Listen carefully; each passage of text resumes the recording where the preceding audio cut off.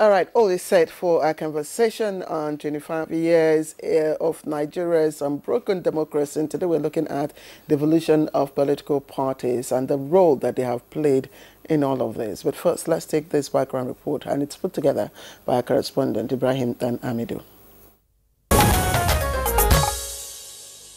Since Nigeria gained independence in 1960, political parties have played a crucial role in shaping the country's political landscape.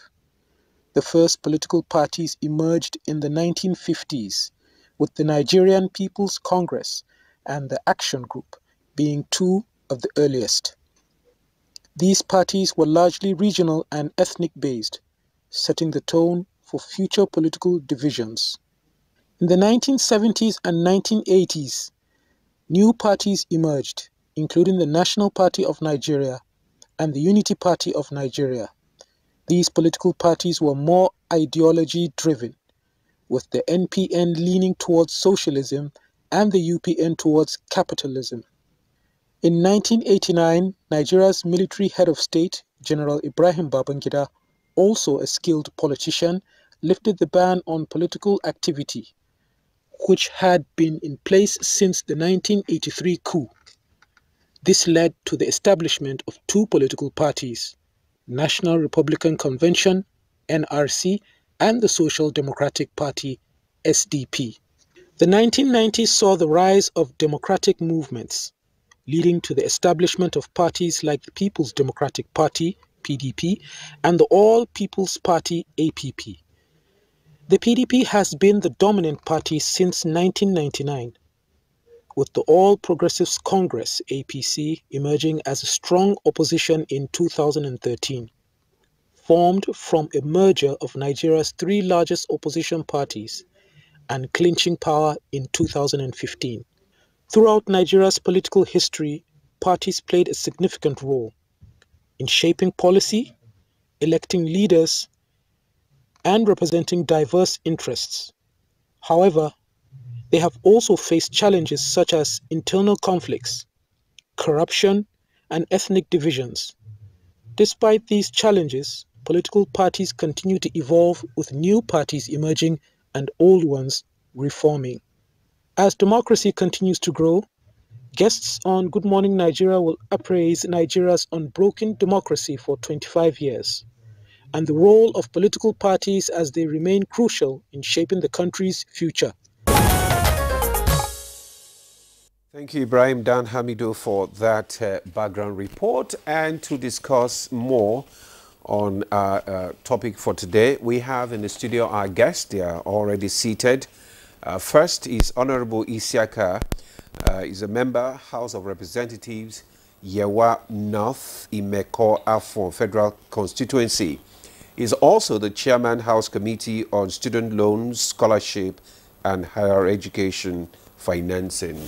Honorable, you are welcome to Good Morning Nigeria. Thank you very much, and good morning, viewers at home. All right. Also joining us for the discussion is Architect Waziri Bolama. He's the former National Secretary, APC. Thanks for coming on the program. Thank you very much. Good to be here. Okay. All right, we also have High Chief Peter Ame, former IPAC National Chairman and former National Chairman of the PPA and former presidential candidate, and we are all very happy to have you with us. Thank you. Good morning, Nigerians. From our Cardinal studio, we have Honorable Felix Hassan Hyatt, PDP Chairman, Kaduna State and Chairman Forum of PDP State Chairman of Nigeria. He was also former Minister of State Aviation. It's a very big pleasure to have you with us, Honorable Felix Hassan Hyatt. Good morning, fellow Nigerians. All right. Thank you, thank you, gentlemen, for joining us. So let's begin our conversation. Oh.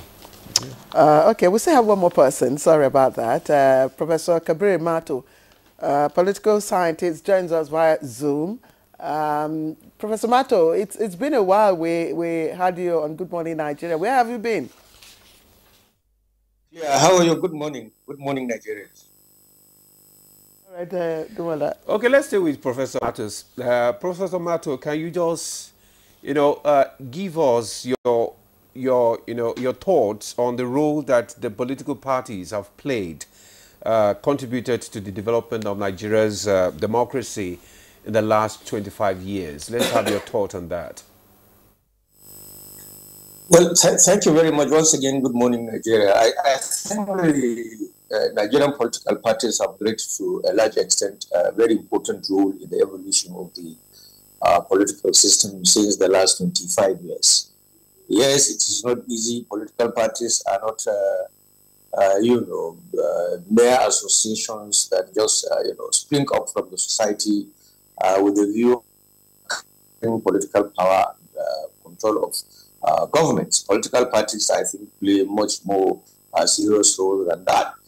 In the Nigerian case, in the last 25 years, we have seen the parties muting, from one association to the other, political party, the alliances, and, coming together for the simple purpose of wanting to capture political power. I will say that in the last 25 years, the evolution of the Nigerian political party system has been more or less steady, and I don't expect that it is over yet because the alliances and perhaps the history of the evolution of the political party system itself since 1999 has been replete with a lot of crises, a lot of issues. In 1999, for instance, the political class did not believe in the sincerity of the military administration to hand over power to, the civil political group. So that led to strange bedfellows falling over one another, and then you had the five political parties, PDP, APP, AD, and the rest of them registered.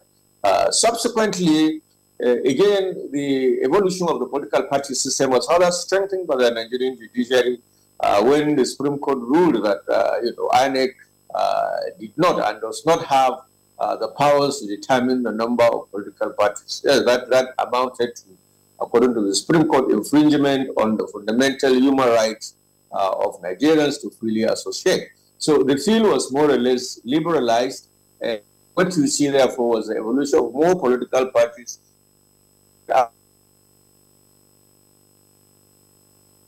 Have dominant politics. And one of the beautiful things clear that we need to see is that you can see that despite the number of political parties that exist, you'll find that in every election, the preponderance of 2, 3, or 4 will always be there, while the rest will merely be associating and aligning with the other major political parties. That's what you have under, a plural, multiple political party system, which to a very great extent has helped, in shifting alliances. And I think one of the major undoing of the political party system so far has been the instability in the part of the Nigerian political class who desperately desire to access political office.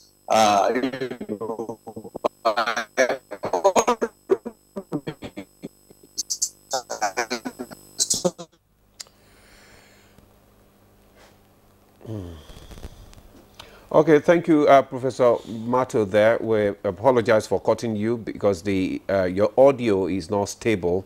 I guess it's as a result of the network. But thanks for laying the foundation for our discussion this morning. So let's come back to the studio and let's have Honorable Igboyega Isiaka to give us your own thought on the role that the political parties have played in the development of democracy in the past 25 years. Let's have your thought on it. Well, thank you very much. I think I will take it up from where Prof stopped. I mean, definitely the parties have played very significant role in the evolution of, the democratic dispensation that we have. I will look at it more from the angle of grassroots mobilization. We have, 774 local governments, and thousands of wards that we have. Today, if I want to pass information, the dissemination of information, learning, teaching, and all of that of political tenets. I think political parties have also tried a lot to do that. You have meetings at ward level, you have meetings at unit level, even micro units, level, all over the country, the entire nation. And I think that is a very good source of passing information. In all of this that we are talking about, I think the most important thing is that no matter what we try to do, we hope to be able to carry along the entire 220-something million people that we have in the nation, so that they can be part of the process. We are running a government that is for the people and by the people, and therefore, the more people you have that have belief, in what we are trying to do, the better. And I think the political parties have played a very significant role in trying to get this this done. And of course, recruitment of candidates for elections. And of course, the recruitment of now, party political office holders is also done through the parties. We do not have independent candidates yet in our constitution, so we still have to go through the parties. So it is still these parties, that you have to go and join from your ward, and then no matter whatever you want to become, you want to run for, it is still through these parties that you are going to do it. So I think political parties have also done quite a lot there. Oh, of course, it could have been better. 25 years is not, is still significant. We probably could say I've heard them do more within this time frame. But I think that in terms of mobilization from the grassroots, in terms of recruitment of of candidates and political office holders, and in terms of discipline, to some extent, once we fall out of line with the tenets of democracy, or as per the constitution or per the law of that political parties, it is still the parties that will get into that and make sure that that you are beaten back to line. So I think in these areas, the parties have played some role to take us to where we are today as a nation in our democracy. Honorable Boyega Isiaka, thank you for the points that you have raised, especially for touching on grassroots mobilization as a factor of change, democratic change that has been brought to bear in our political process. But let me again bring in former IPAC National Chairman, High Chief Peter Ame, to the conversation. And I'd like you to, for us, let's lay the background of evolution from the days of the the National Democratic, the days of Dr. Nnamdi Azikiwe, yes, NCNC, and all that, yes, exactly. If we can look at the evolution of those political parties down to our present democratic dispensation, so that we know how democracy has really impacted on that evolution, both in spirit and in the letters of political parties. Thank you very much. With the letters and spirit of not just political party, of the constitution, that give power to formation of political party, when you go to section 223 to section 229 of the Constitution of the Federal Republic of Nigeria, the intention was for people to have a place to participate, canvass their views, talk to citizens about policies and programs, and then present their manifesto, then get elected. If you look at the First Republic, political party played major role, and they were really involved in the party managers were really involved in how to manage the political process. Then if you come to Second Republic, that was truncated under Shagari, and then you come to the also aborted Third Republic of the Abiola era, 93. And then we're in the current Fourth Republic, and you see that yes, the Nigerian citizens have accepted, to stay with democracy, no matter how badly it has performed in the last 25 years. But if you look at party formation from that time, what has really affected the growth and development of political parties are very few things, and it is the attitude of those who have been elected into office, and the attitude for them, their non-performing attitude of looking that the people are supreme, that the people matters in the scheme of everything that they do. And then you look at the way they have manipulated the process, in the way that during elections they see it as a do or die affair. They become like voting scavengers, that no matter what you do, they want to lord themselves over the those who are going to the ballot. Our electoral process has actually improved, because by 2003 there was ballot box stuffing, there was ballot box snatching, there was every kind of thing. By 2007 the same thing happened. By 2011 it was subdued. But when we introduced technology into our electoral process in 2015,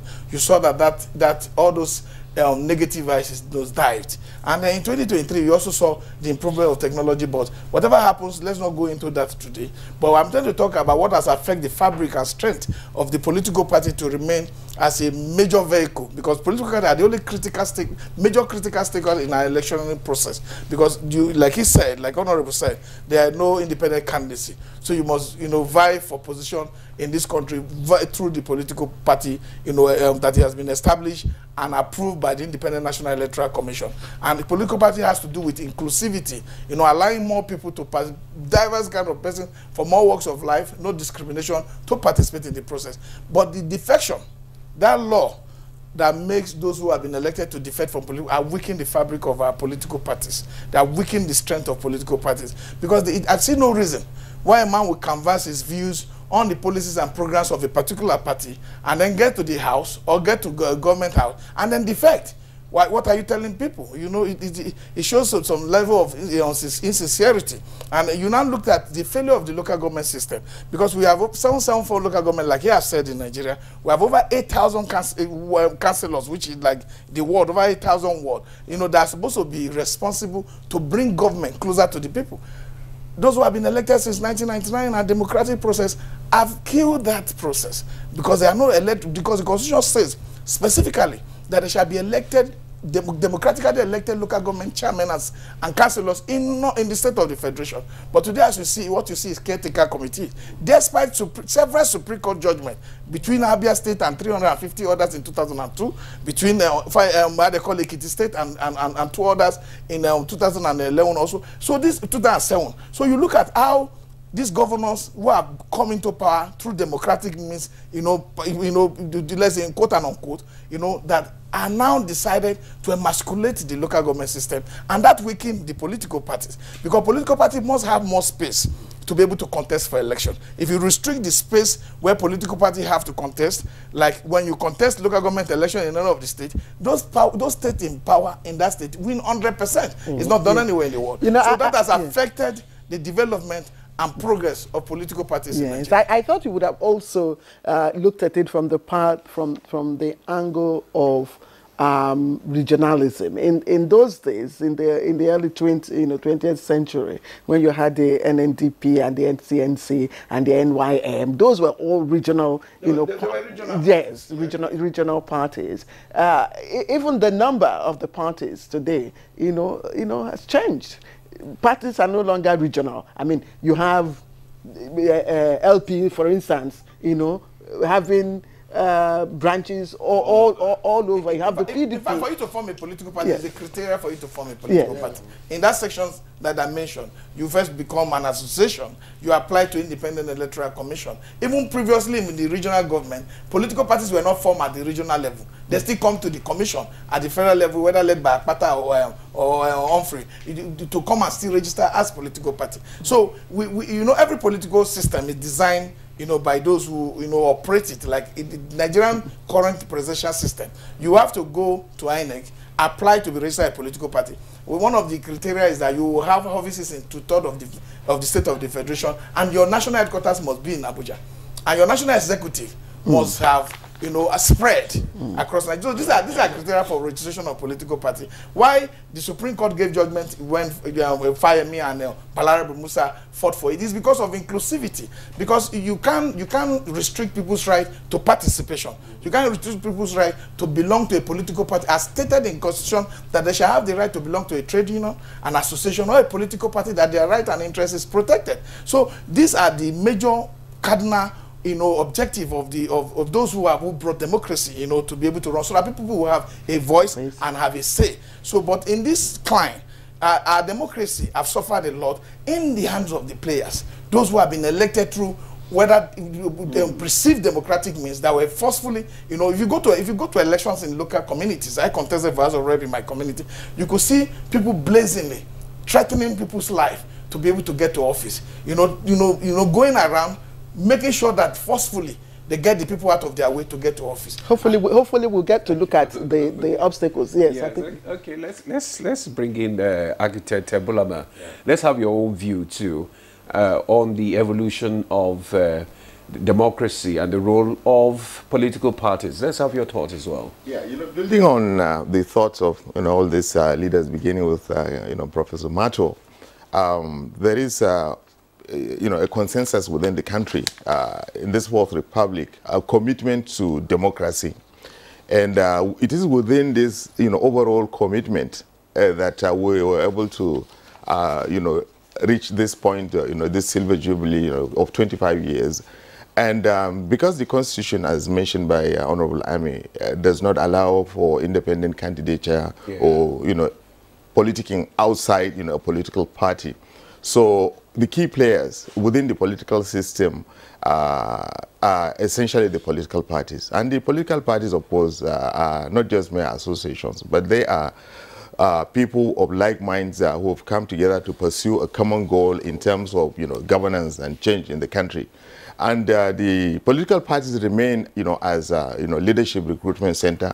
They generate, the ideas and the manifesto to govern the country.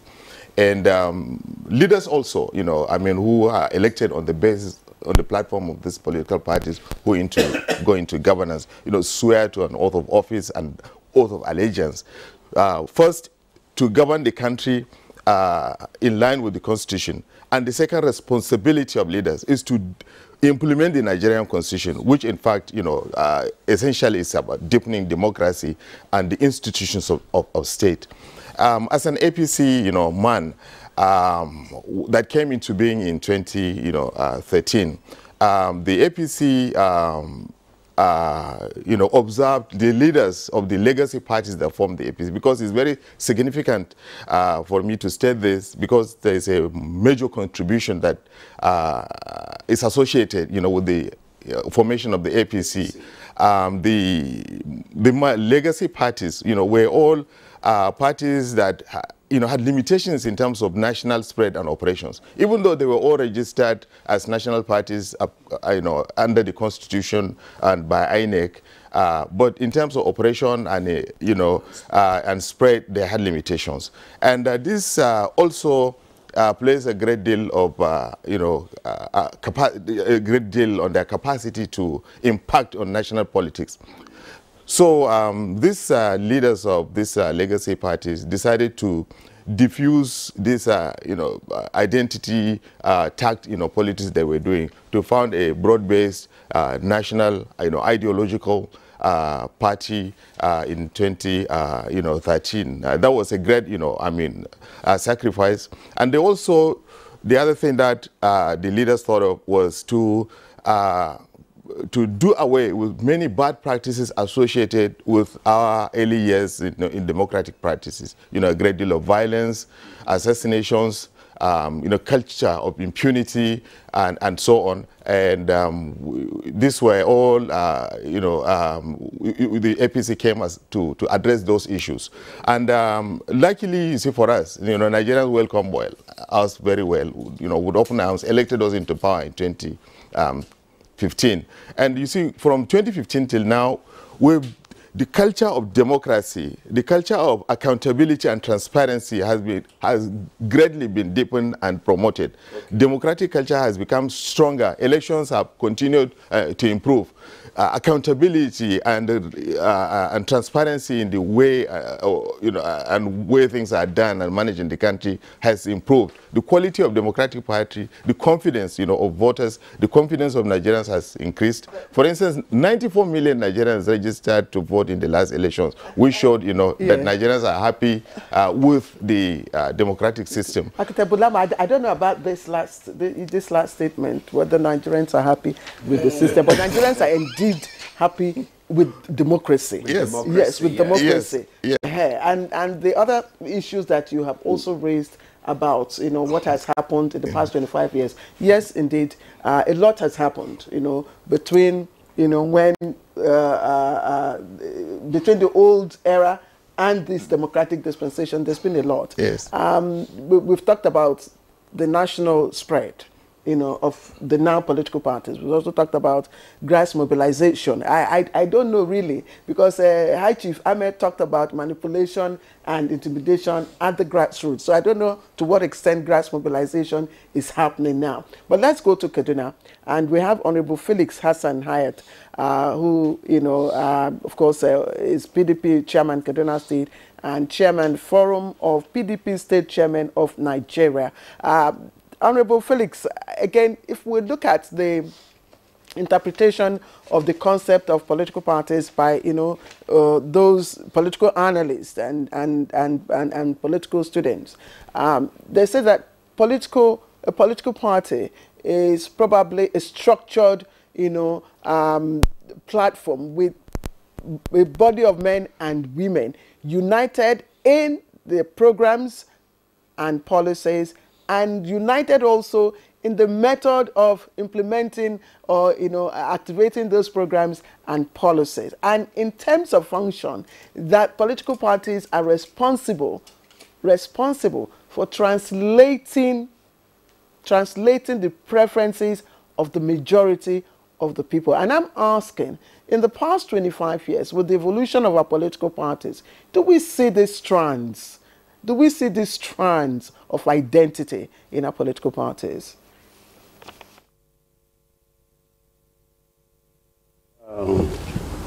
That question is very, very important.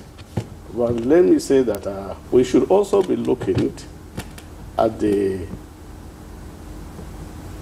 concept, and from the beginning, how did the political parties come about?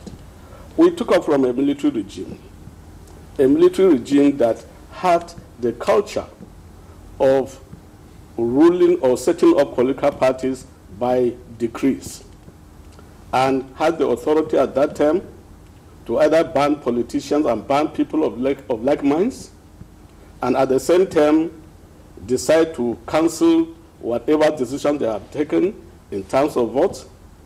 And it reached a stage whereby these decrees became something that politicians were rushing to go and belong to the military concept of democracy, which was completely at variance with the real democracy of freedom of people coming together. So if we look at it from that as an evolution, we look at it from that, we realize that the political parties have played a very, very important role in bringing people together.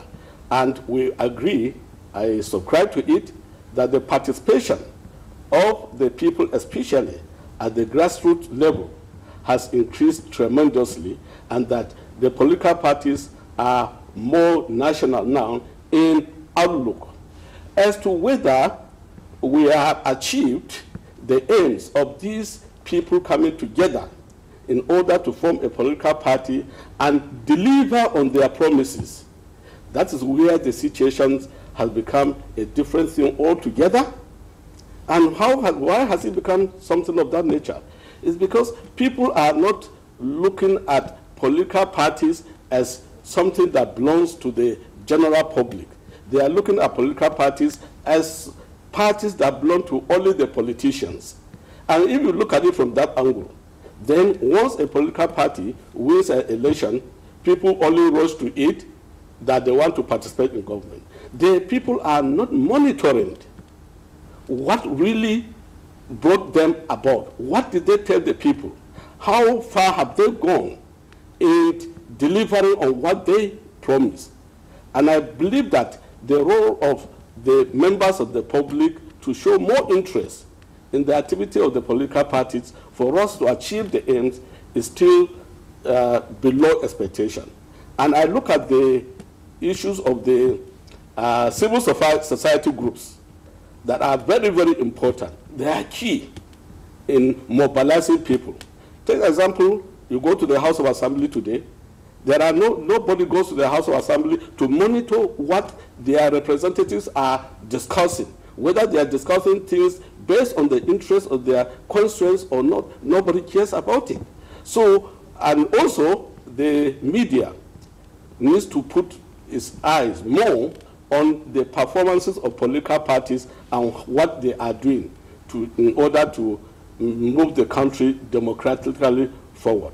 But I must say that listening to my colleagues, what they have said, certainly we are moving, and it's not something that we will achieve in one day.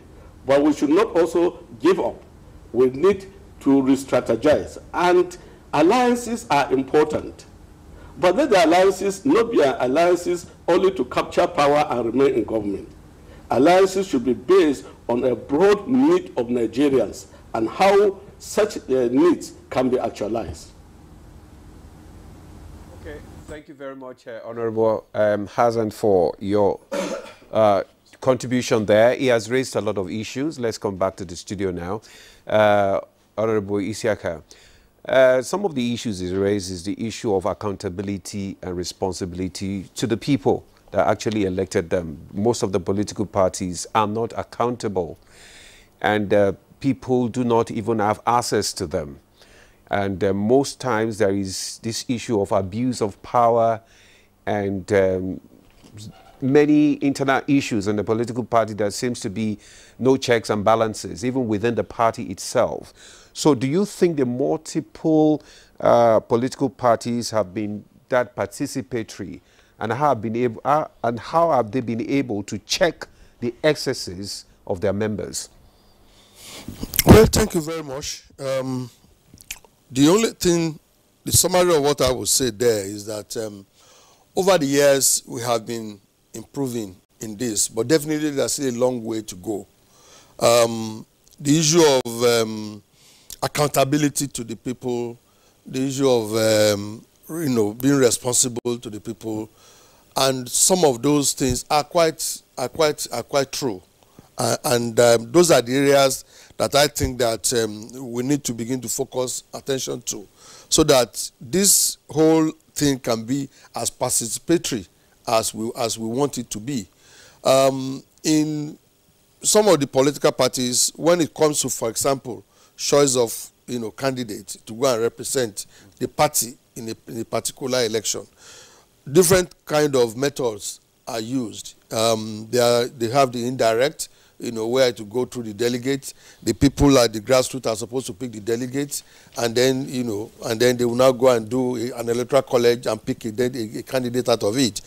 Some will go direct, to the grassroots and let everybody, appoint who they want. But in any of these, it is still greatly influenced by the leadership. It is still more often than not. I dare say that in more than 80–90% of the case, it is still who the leadership wants, that will still emerge. I mean, through one means or the other. There are different means, different kind of manipulation, either influencing, the thoughts and the choice of the people, or even directly say that this is what they wanted. I think those are the areas that definitely the parties have not done enough in order to engender confidence in the people. And I think that we should also look at our level of education and literacy. At the end of the day, even if you are doing one man, one vote, what we are saying is that the vote of any of us sitting down here is equal to the vote of the man down there in my village who doesn't even know what is happening. And at the end of the day, that man can easily be manipulated. He probably doesn't even know who he's voting for. Imagine you want to do a presidential primary, for example, and the candidate is, let's say from Kwara State, another one is probably from Borno State, and then you want to take those names to down, what does the man there know about it? So those are all some of the things that we need to do. I think that, sincerely speaking, our democracy have evolved. A lot of things are coming in. We are testing different parts of the constitutions every now and then. But in terms of being sincere with the grassroots, being sincere with ourselves, we be sincere with the people, by the people that have influence on the process. I think we need to get a lot more serious about that. I think we need to give people a lot more involvement in some of these things, and the people themselves must also ask questions. One of the one of, I think the prof, the man that spoke last, spoke about how many people, for instance, after you have elected your assembly, how many people cares to know how the assemblyman, either at the state or at the National Assembly, vote in reference to a particular decision that is being taken. Okay, we just had national anthem. Did you ask your member, how did you vote when that national anthem, and why did you vote like that? Did you ask us about it?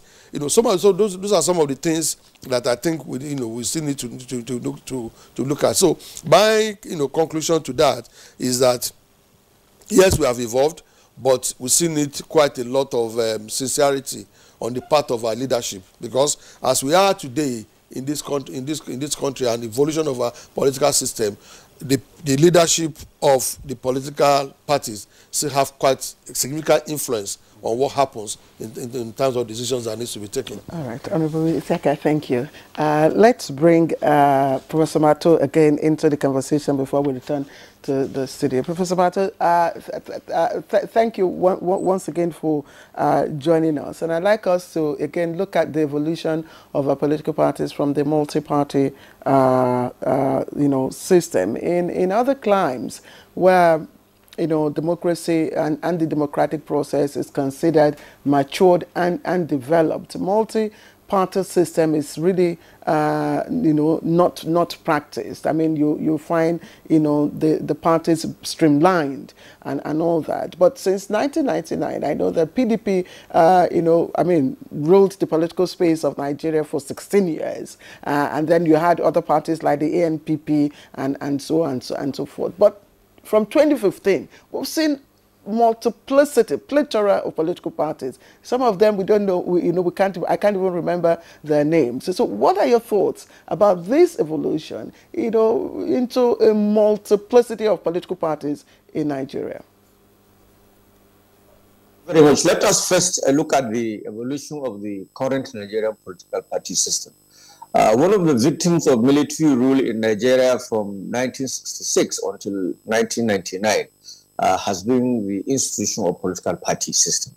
The military, anytime they struck and they were prepared to hand over power to the civilian group, one major condition that they gave was that any political party that would be formed must not have any resemblance with the political parties of the past. That happened in 1978. During the Babangida transition program and so on and so forth. What that does to the history of political party is that it diminishes and denies, that political party solidarity that you see in serious, in more plural societies, as the case is in Pakistan, in India, and so on and so on. So that, trajectory of the growth of the political party system based on military intervention into our political system was responsible for our failure, to have political parties that you could say have their roots since the colonial period. That's one. Secondly, multi-party democracy provides that there shall be freedom of association by citizens of any particular country. And that is what we have. In the United States of America, in the United Kingdom, and several other Western liberal democracies that you see around, political parties, in reality, not also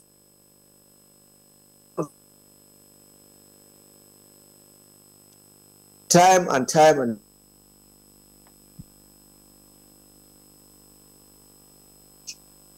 much more than what you have. And Nigeria today.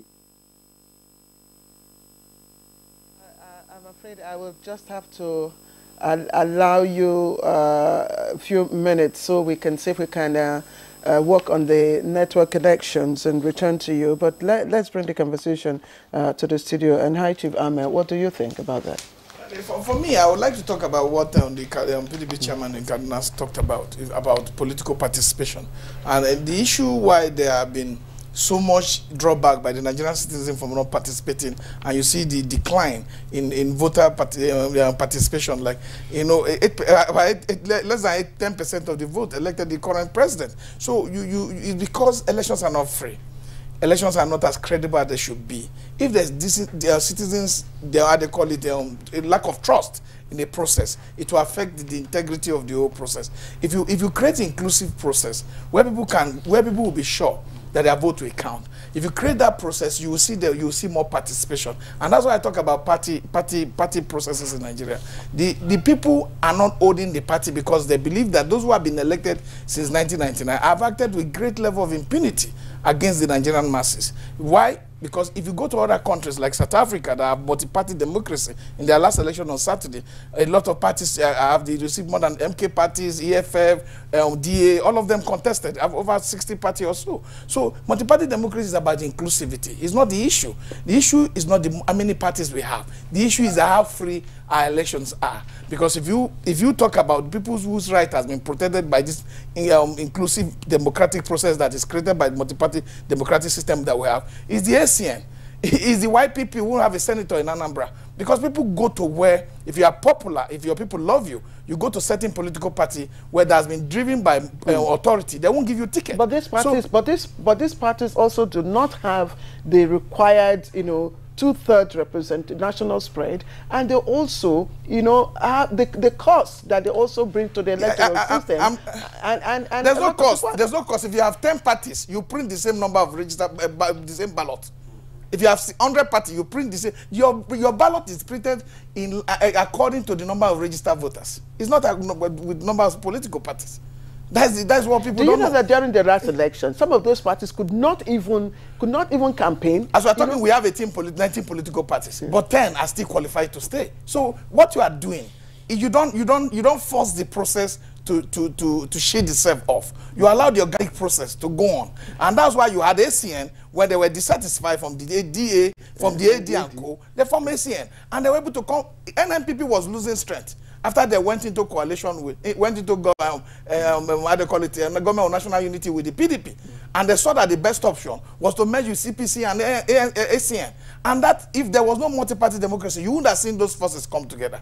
But what has affected our multi-party democracy is about lack of free elections, is about the discipline of those who have been elected into office, because they defect, and when they defect, they kill the party that have brought in them. I can mention over 10 parties that have died because those who were elected on their platform defected.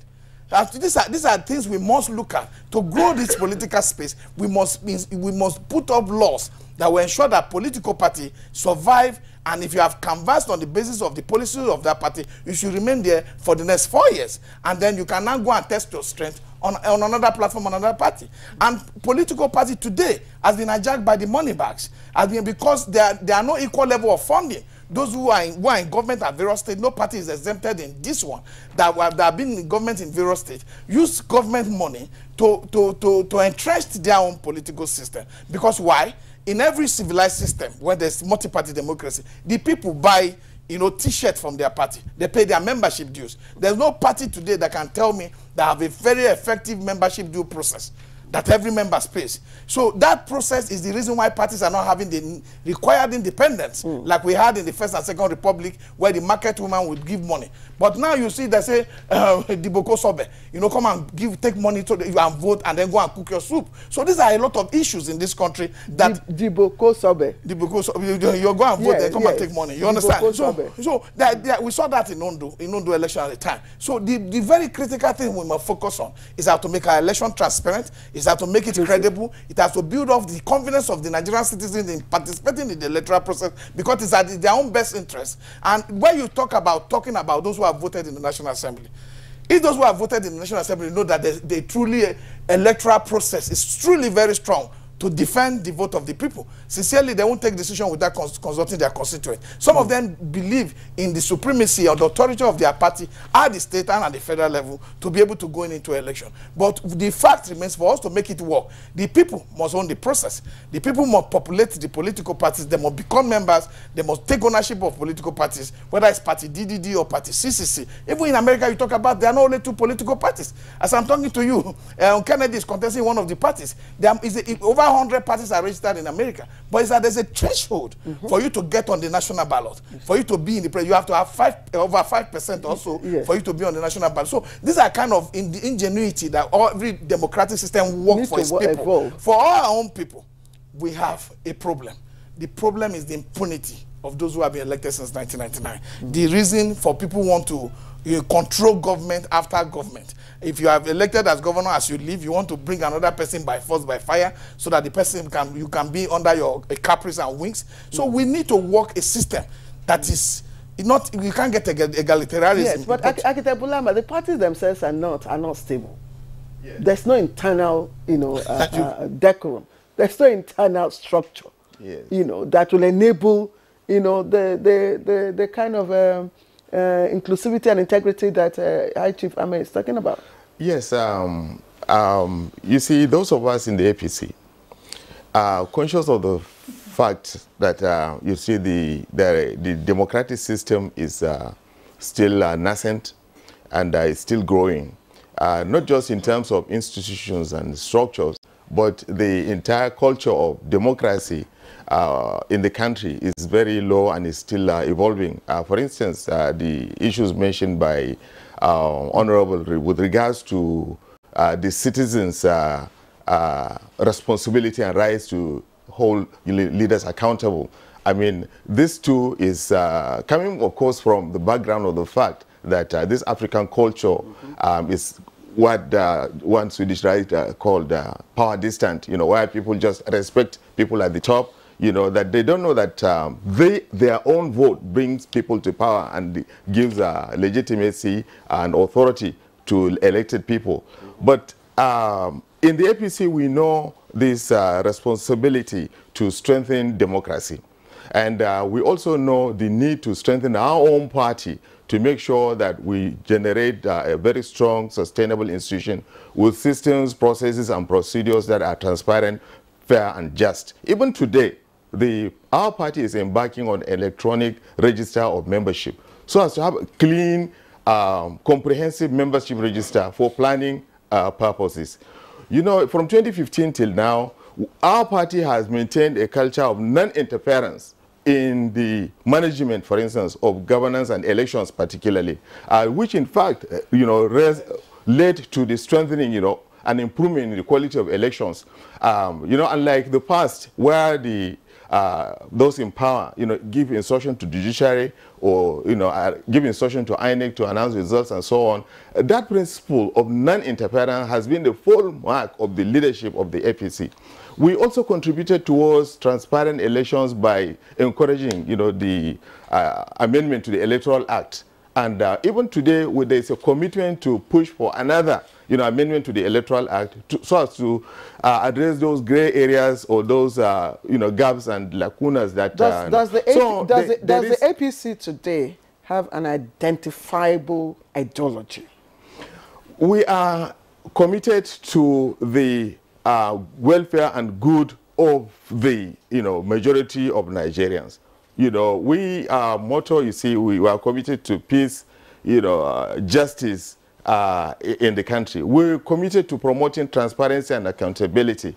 We are, committed to promoting the basic principle of democracy that power belongs to the people, and it is people's vote that should, bring people to power, and people in power should work to satisfy the aspirations and wants of the people. To deepen that, our party actually at the moment has already is in the process of building what we call a progressive institute.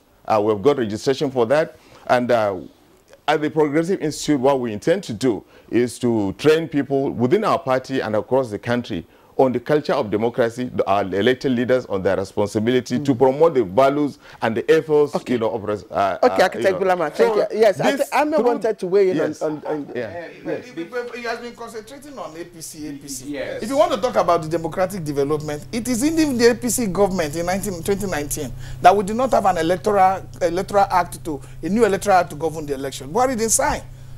And you talk about parties that are now still running their executive against the spirit and letters of the Constitution that said there shall be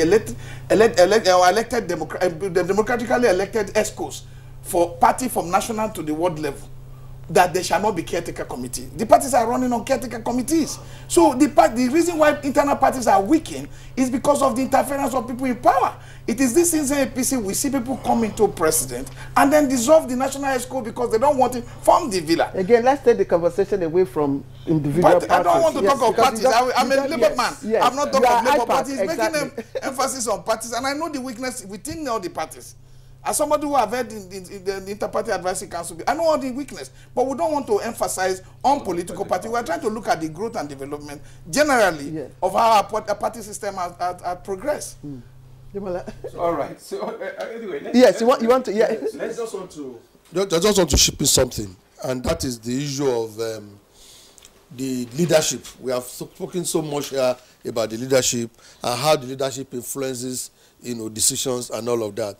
But it's also important that we should also look at, and we should not just be looking at just the party.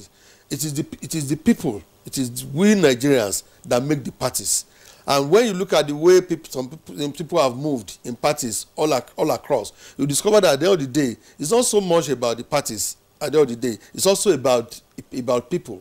Okay, even if you say that leaders influence elections and influence results and all of that, if that happens in the first elections, why can't that be corrected by the people in the next election? So it is still a combination of the people themselves. So the people that either in the politics or out of politics. Is it about the people or the money bags? Because it's about both. It's a combination of the influence of the money bags in politics. Yes, we have to talk to it. Yes, because it's important. You find out that these money bags are the one that they have hijacked the whole system. Yes, and the issue of this. It takes two to cat to tango. You ask the question. It takes two to cat to tango. At the end of the day, the important thing we are talking about here, here is that if you know, for example, that you have somebody who has represented you for 4 years, and you know that he hasn't done anything, why on that day that you are going to do the next election, why must you be influenced by the money that person is bringing? But that's how can you ask that question on the Yes. And there's poverty. So yes. And the politicians themselves. Yes. Sorry, Demola. Yes. Because once again, first, it is the same people who contested the previous election that you see in the next one. Yes. Do you understand? Yes. Enabled, by the money bags that you've talked about, and because the people are vulnerable. They're in vulnerable situations. If you present a bag of rice today to any Nigerian, you think they will not take? When a bag of rice is how much? Over 100. Over 100,000 now. Anyway, let's put you on hold. You want to bring in the PDP chairman? Yes, Honorable Felix Hassan. Honorable Felix Hassan, we've talked about parties' internal structure and democracy. We've also talked about multi-party system, but please just hold on. Yes, please just hold on. We'll need to pay some bills. When we come back, we'll come over to you.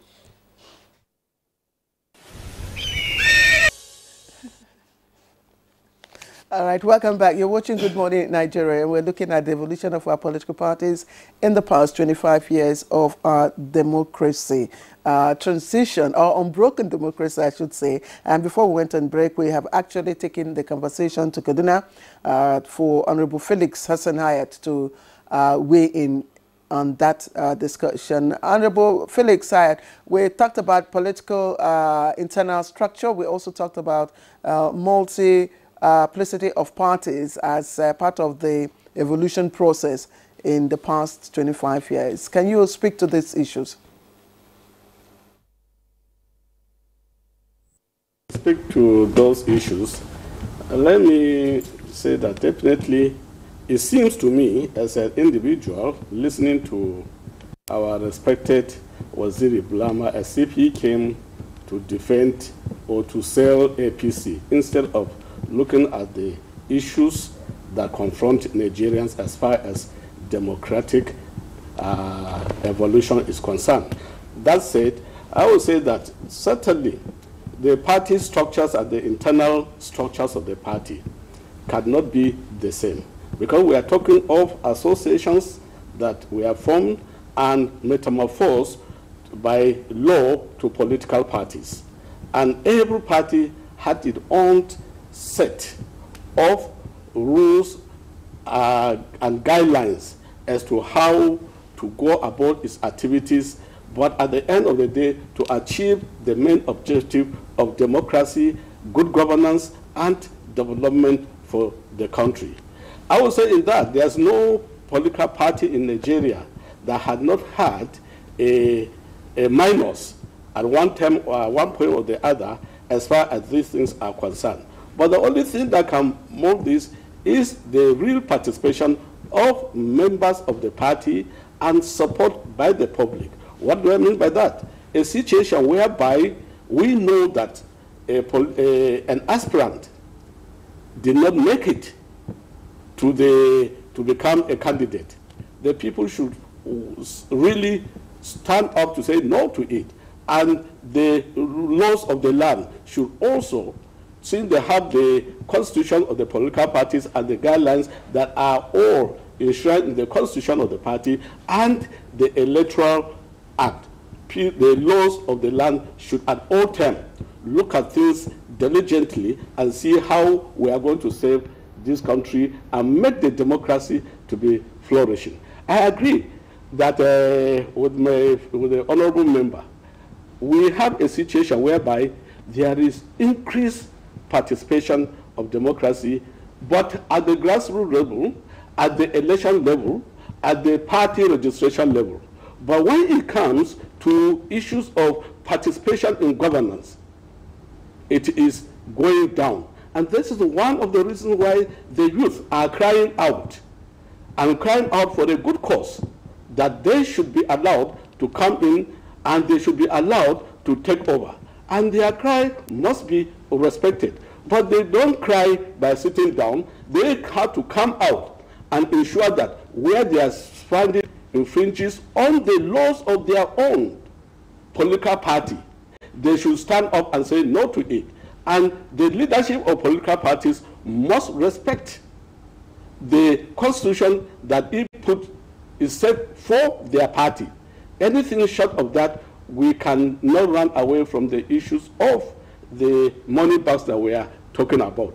Before, when I was joining politics, I thought the issue of money bags was the issue of businessmen who come to invest in the party to support the party to win election. But today, I will tell you that the money bags are those that are in governance, having based on their party being a ruling party. These are the money bags that we have today. They are both politicians and money bags that dictate and control and make things move only the way that they should move. And that is why we must all stand up to make sure that participatory democracy includes participatory governance. Where a member or a governor is going out of the way, the party itself should be courageous enough to call him to order. But we'll see a situation whereby whatever a governor does today, or whatever the president does today, or the role of the political party is to defend the governor, even when he's wrong. We know very well, I'm sorry to say it if somebody does not agree with me, but we know very well that the issue of removal of subsidy was one of the worst things has ever happened. Without consultations and without putting anything on ground, just an announcement that we have removed subsidy. When people started crying, you say you are going to bring this, you are going to bring this. And we have celebrated 1 year without this palliative that we are sold to the public that will reduce their pains. Nothing has taken up. And there's nothing Nigerians are enjoying. All Nigerians are looking on to now. You talked about subsidy removal, and that is not discussion. Yes, it's not part of a discussion, but it came in the course of your conversation. But again, you know, I asked earlier on if parties had ideologies, and Architect Bulama came out to tell us, okay, you know, some of the things that his party, you know, projected. And if you recall also, subsidy removal, you know, was one of the cardinal things that the present, president, all the parties, yes, actually. all the parties, All the parties. You understand? Spoke about subsidy removal. I don't think there's any party that didn't talk about, Yes, removing the subsidy. removal of subsidy. Yes. Okay. So let's bring in Professor Mato now. I want to believe that the network is okay now. Professor Mato, are you with us? So I hope you can hear me too. Yes, we can hear you clearly now. Now, we're looking at the political parties now, this issue of internal crisis. Let's go to the issue of internal crisis and factions, which has become the norm, in political parties, especially the issue of the parties not being able to call their members to order. This issue of godfatherism and indiscipline and so many other things. You remember that, if you recall, in the Second Republic, I mean, the political parties are so supreme that the politicians, they would respect the party leaders. But in this instance, it's the other way around. So how can we address this challenge? Thank you very much. Somebody there in the studios mentioned very clearly that one of the major problems that our political parties are facing is the seeming domination by those who are elected under the banner of these political parties. When you become a governor or when you are the president, you are automatically the leader of that political party. That's not a constitutional definition. That's a political ascription that Nigerians chose to give during this republic.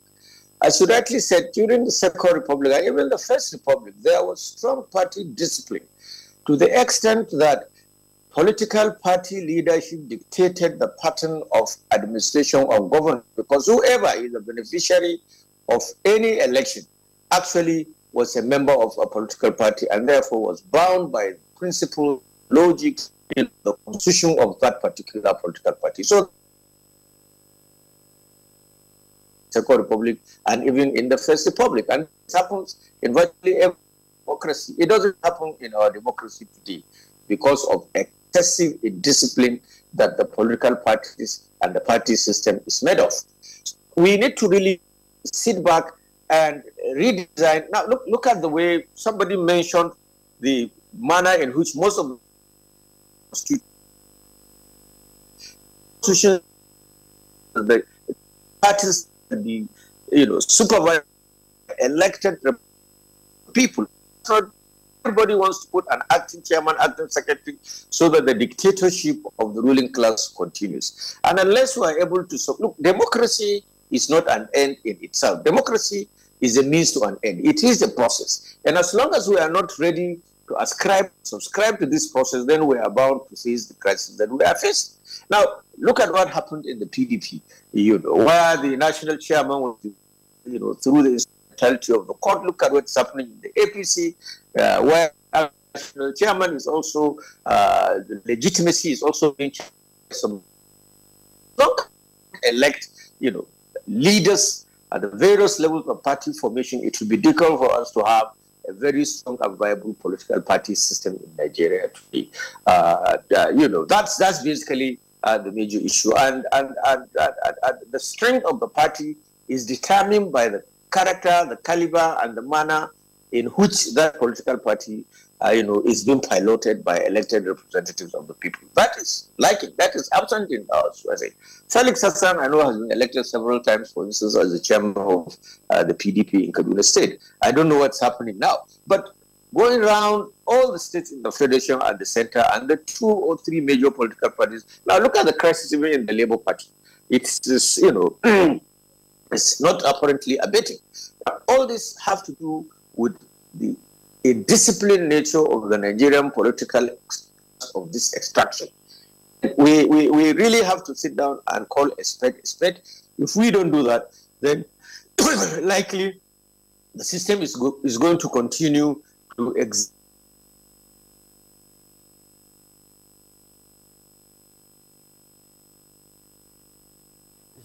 Okay, it's like the network actually is really a challenge this morning from East End. So let's come back to the studio now and bring in Bulama. At Bulama. Yes. Once again. You know, the thing is,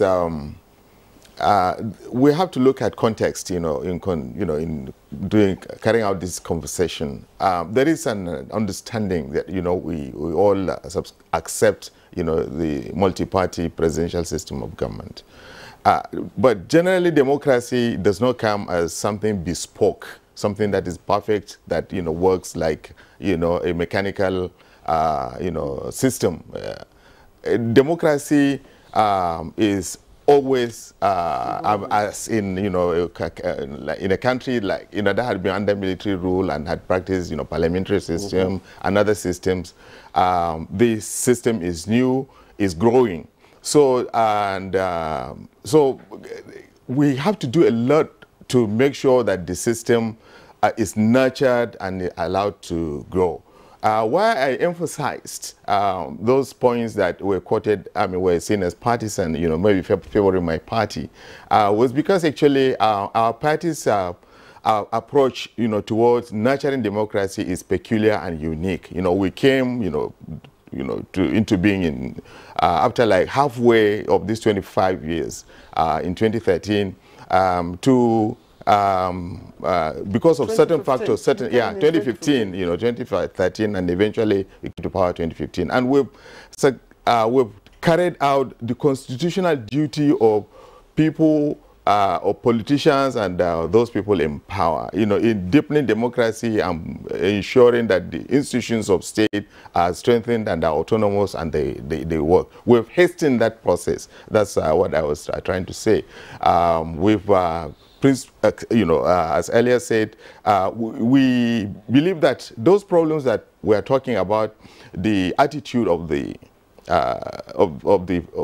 voters, of the general public, of the citizens, not being responsible enough, not holding people to account, and so it is the duty of the political parties to educate, to enlighten, to you know, engage, you know, the public, to ensure that they rise up to their, you know, responsibilities. But this is not happening.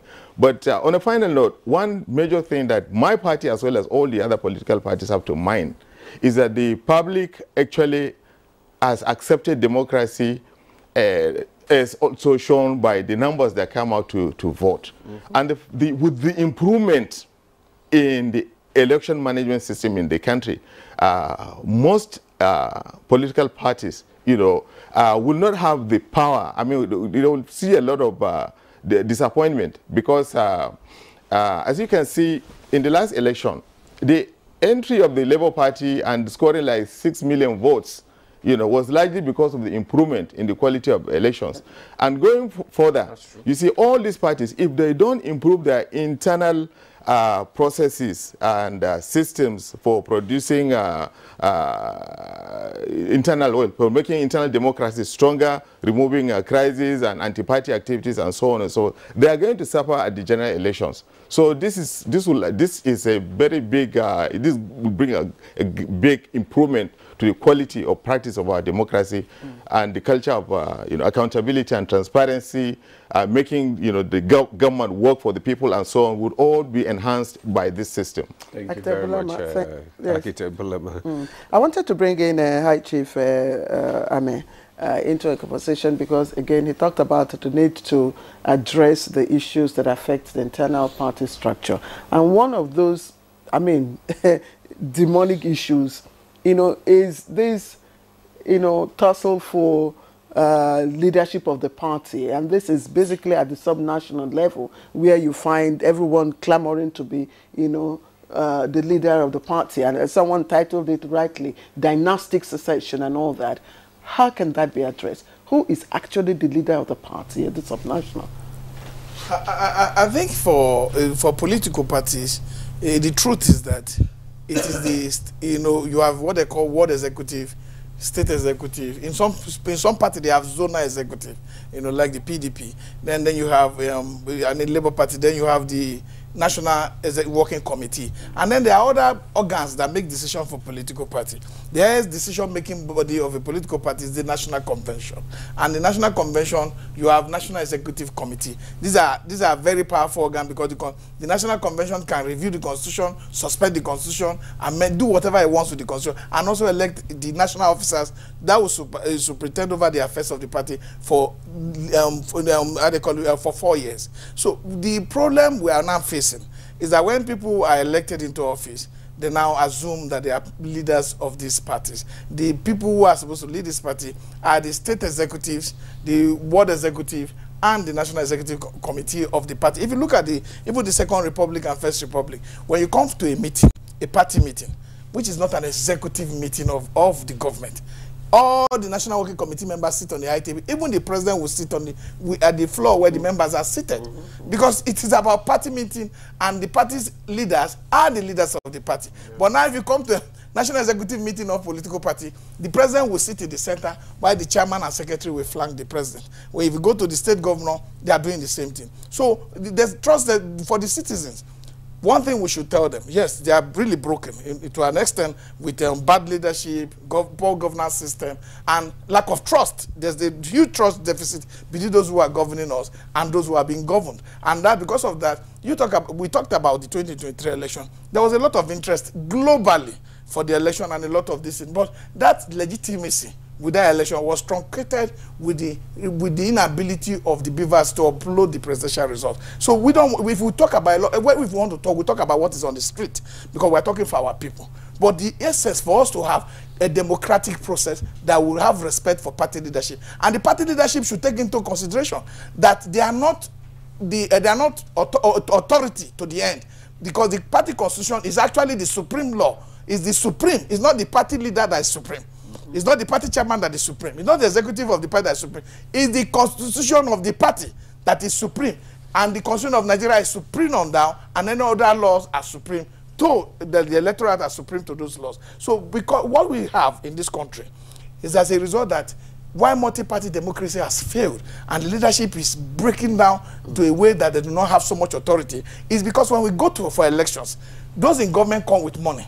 The parties, on the other hand, that are not in government don't have money to spend. So this affects our democratic development and projection. So we must have the people to know that what is on the ballot is pipe-borne water. What is on the we don't talk pipe-borne water, we talk borehole in Nigeria now. Because I grew up in Lagos, when we talk about pipe-borne water, it's good road, electricity, and productivity.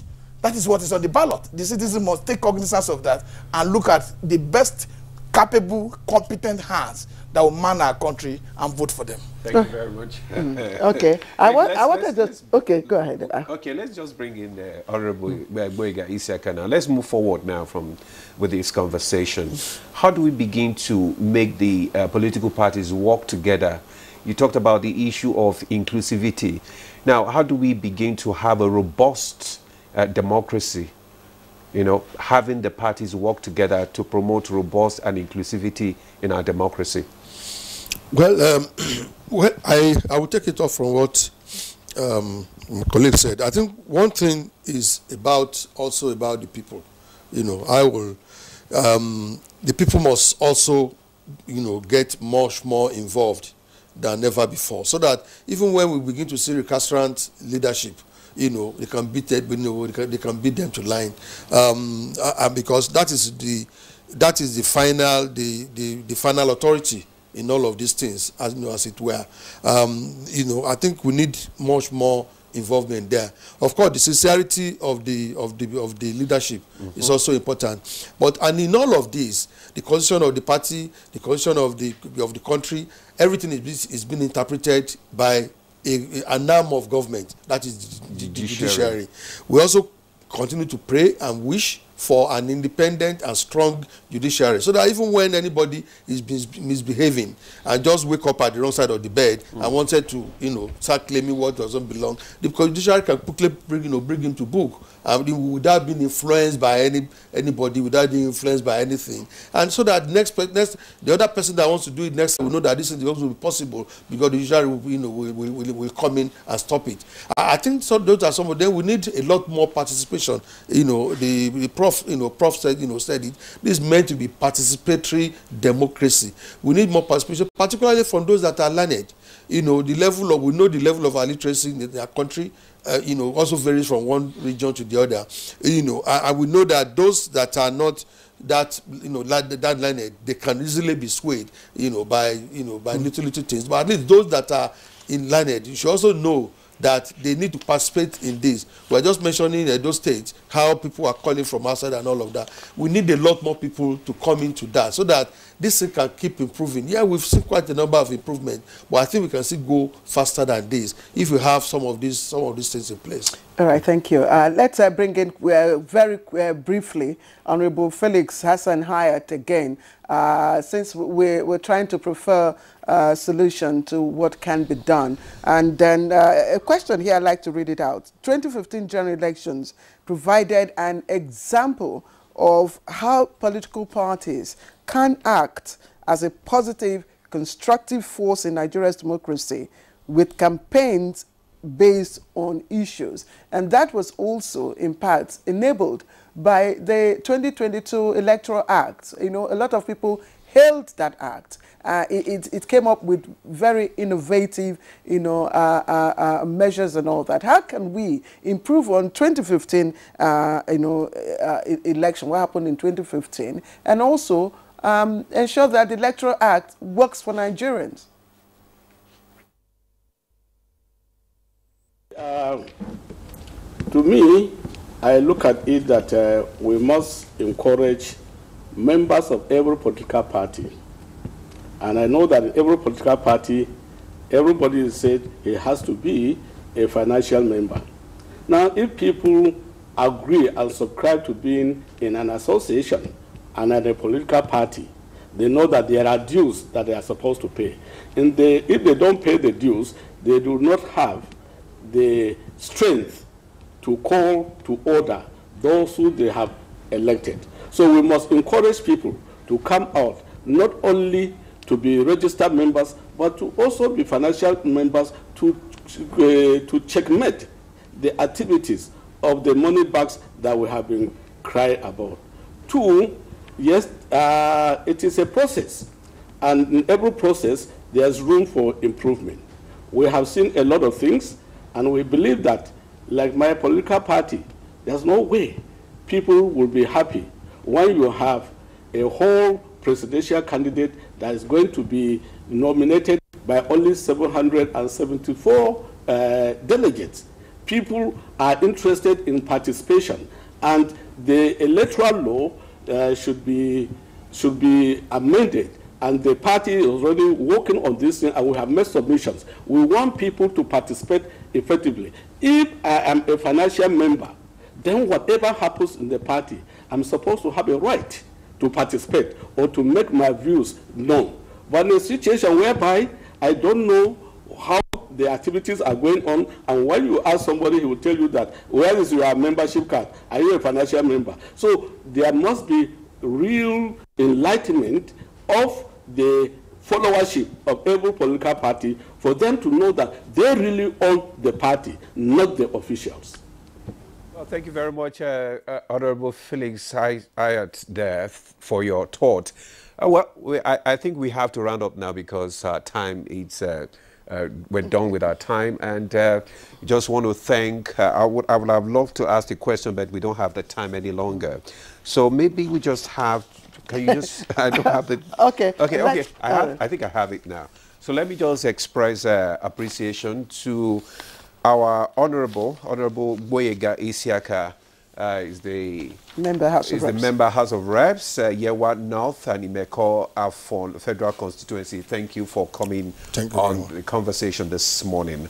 Also, we have Architect Waziri Bulama, former National Secretary APC. Thanks for joining us today as well. Also, High Chief Peter Amel, thank you so much for your contribution. Thank you. Thank you so much. And from our Kaduna studio, we want to thank Honorable Felix Hayat, PDP chairperson, PDP chairman there. Thank you so much for joining us in the conversation.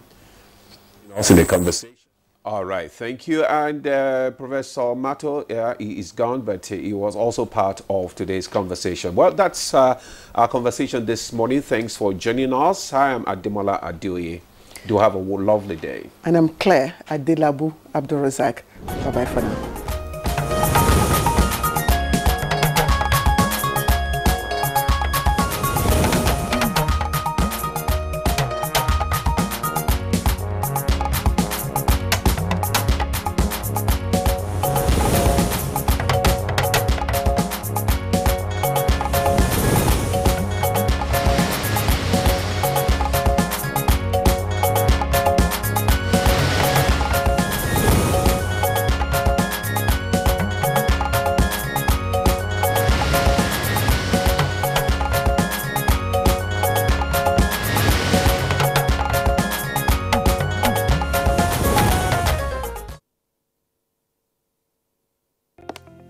Although